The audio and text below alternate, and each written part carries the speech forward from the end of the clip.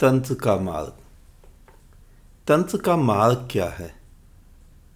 अक्सर लोग पूछते हैं कि जो तंत्र का मार्ग है वो क्या है। क्या तंत्र का मार्ग परमात्मा तक पहुंचाता है? रास्ता क्या है? सभी मार्ग परमात्मा तक पहुंचाने के लिए ही बने थे।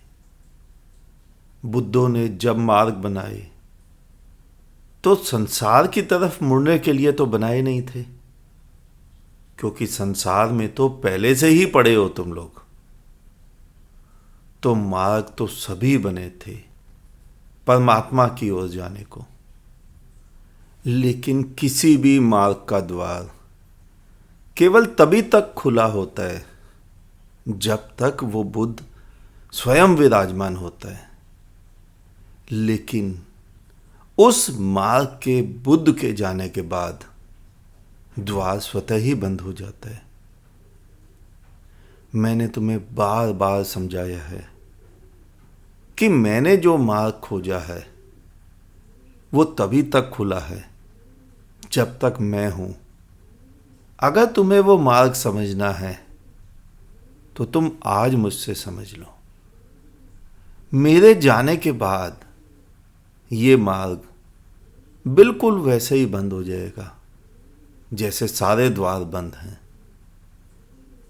तुमने देखा हुआ क्या? कृष्ण के रहते जो चंद लोग उस ज्ञान को समझ गए, बस वही समझ गए और गीता से ही समझे। ऐसी भूल मत करना। उद्धव, भीष्म, कुंती, द्रौपदी, अनेकों ऐसे नाम हैं जो कृष्ण को देखकर समझ गए। गीता पढ़ने की आवश्यकता ही नहीं पड़ी। अगर बुद्ध को देखकर भी तुम कुछ नहीं समझे तो बुद्ध के वचन से क्या समझोगे? बुद्ध के वचन बुद्ध से तो छोटे होंगे, बोलने वाला बड़ा होगा। तुम कृष्ण को देख के अगर समझ गए तो ही समझ पाओगे, उसके वचनों से नहीं। कृष्ण गए, वो द्वार बंद हो गया। कृष्ण के जाने के बाद आज तक कम से कम करोड़ों अरबों प्रतियां गीता की छप चुकी हैं और तकरीबन हर भाषा में छप चुकी हैं। लेकिन स्वयं खोज लो, कितने उस द्वार को खोल पाए? कृष्ण के जाते ही कृष्ण का द्वार ओझल हो गया। आज जितने भी लोग गीता बेचकर धन इकट्ठा कर रहे हैं, उनमें से क्या कोई भी पहुंच पाया? क्या तुम पहुंच पाए? नहीं। बुद्ध के द्वार का भी यही हुआ। बुद्ध के रहते अनेकों पहुंचे, महावीर के रहते अनेकों पहुंचे, मोहम्मद, जीसस, नानक, इन बुद्धों के रहते भी अनेकों पहुंचे। लेकिन इन बुद्धों के जाते ही द्वार फिर ओझल हो गया। उसी प्रकार गोरख जिस मार्ग से पहुंचे वो भी द्वार बना, लेकिन वो द्वार गोरख के लिए बना। गोरख ने उस तक पहुंचने के कई द्वार खोले। गोरख के रहते अनेकों पहुंचे, बालकनाथ के रहते भी अनेकों पहुंचे। लेकिन उन बुद्धों के जाने के बाद वही हुआ जो कृष्ण, बुद्ध, महावीर, मोहम्मद, जीसस, नानक के जाने के बाद हुआ। हिंदुओं ने कृष्ण के मंदिर बनवा लिए, मुसलमानों ने मस्जिदें बनवा ली। इसी प्रकार गिरजे बने, गुरुद्वारे बने, कई गद्दियां चल पड़ी। लेकिन द्वार तो सभी के बंद हो गए। तंत्र का मार्ग भी तो बना था उसी तक पहुंचने के लिए। लेकिन अक्सर लोग तंत्र का मार्ग जानने के बाद भटक जाते हैं। वो मदन, मारण, वशीकरण, सम्मोहन आदि सीखकर लोगों का धन हरण करने लग जाते हैं, लोगों को गुमराह करने लग जाते हैं और परमात्मा से चूक जाते हैं और अपना पूरा जीवन दो दो कौड़ी इकट्ठा करने में लगा देते हैं। मैं स्वयं ऐसे 2-3 तंत्र मार्गी लोगों को जानता था जो शमशान में बैठा करते थे। आरंभ तो इसीलिए किया था कि शमशान में बैठना और मृत्यु को जान लेना। मृत्यु की पीड़ा जब घनीभूत हो जाती है तो भीतर एक क्रांति घटती है। वही क्रांति परमात्मा का द्वार खोलती है।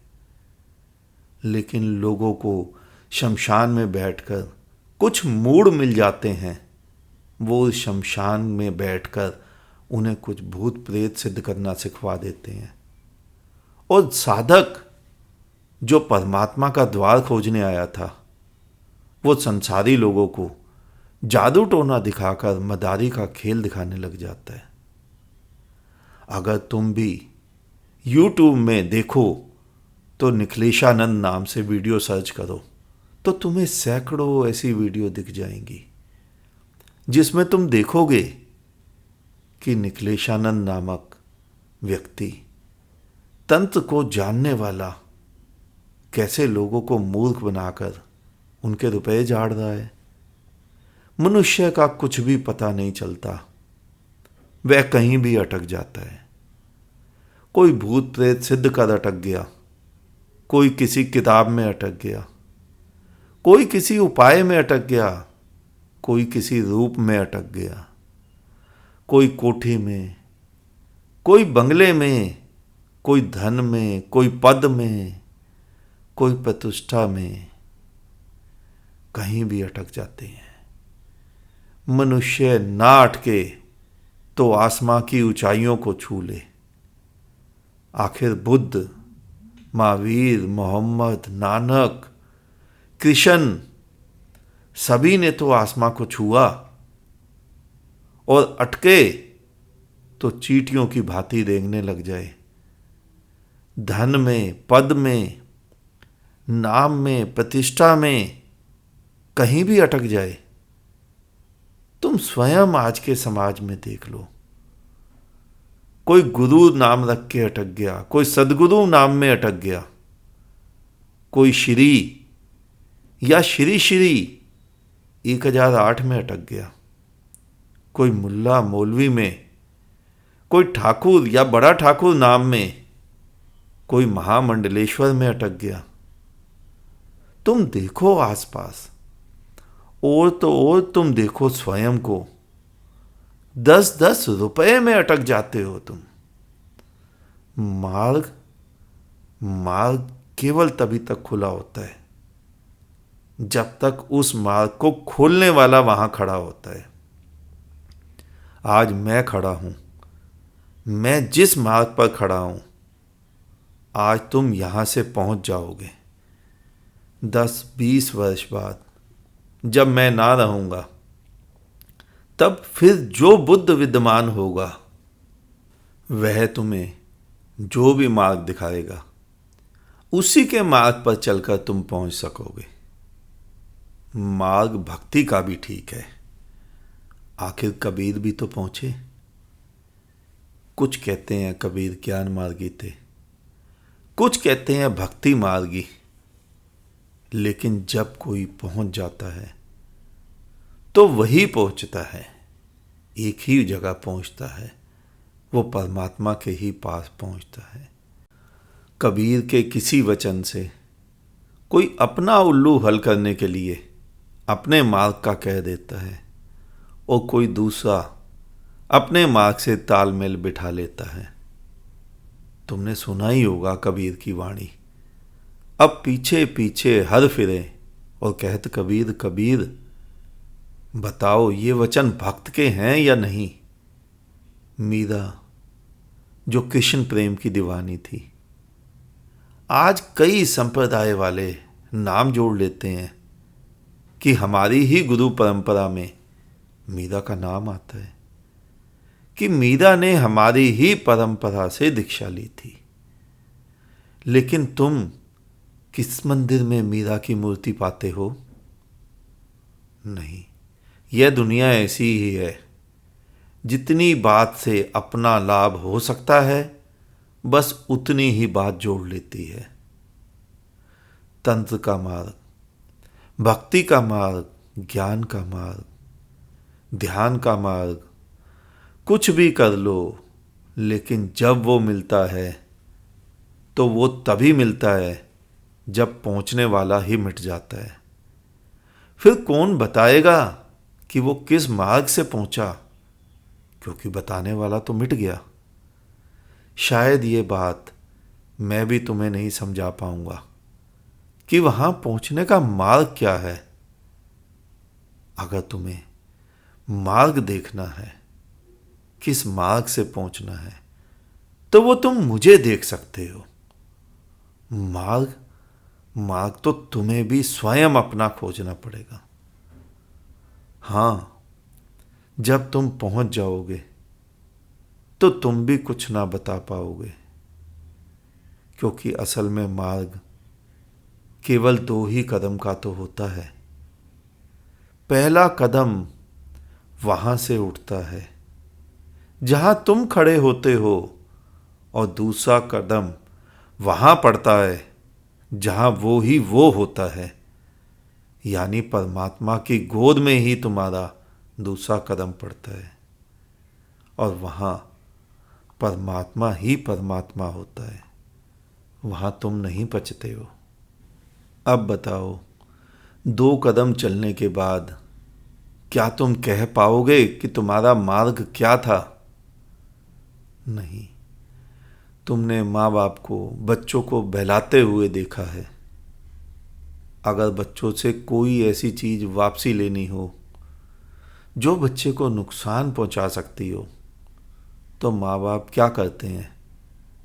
वो बच्चों से वो वस्तु लेकर हाथ घुमाकर हवा में उठा देते हैं कि लो, चिड़िया ले गई। अब तो वो वस्तु को चिड़िया ले गई।